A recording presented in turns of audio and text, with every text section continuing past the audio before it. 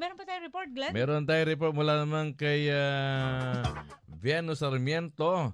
Sitwasyon ng Pangasinan ngayon, malakas ang ulan. Alamin natin, punta natin ang iyong probinsya, Lai. Si Venus Sarmiento. Venus! Yes, maulan niya kabwasan sa inyo dyan, Laila at Glenn.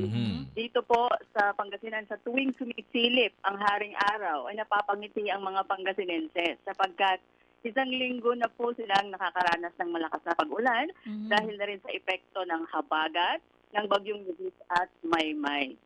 Ayon sa Pangasinan Disaster Risk Reduction and Management Office, bagamat tumina ang Tropical Depression Maymay at naging low pressure area na ito, hindi pa rin ligtas ang karagatan dahil sa pinalakas nitong habagat.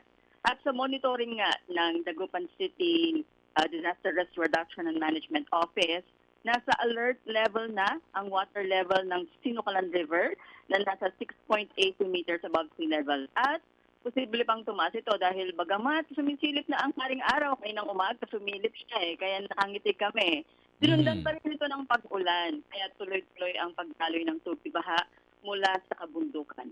At ito ang pinaghahandaan ng mga residente, ang posibleng pagbaha. Dahil dito nga po, sanay ang mga residente kapag wala ng ulan, saka kami binabaha.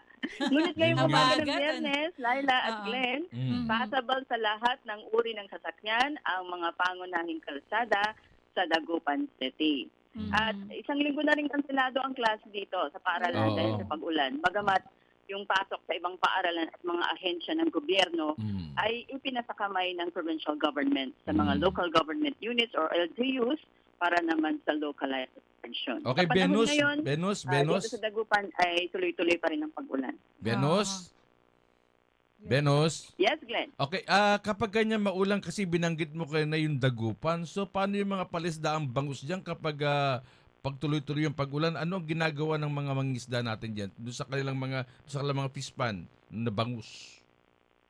Yes, usually Kuya Glenn, kapag ganitong season na nag-early harvest ang ating mga may-ari ng mga fish ponds at mga fish pens. Pero ngayon kasi ay wala pa pong pagbaha dito sa Dagupan City. Siguro pag nakita na nating super apaw na ang Sinucalan River, saka mag-early harvest na ang ating mga kababayan, mga Dagupeños dito. Pero sa ngayon ay normal pa po ang presyo ng bangus, ang pangunahing fish dito sa Dagupan City.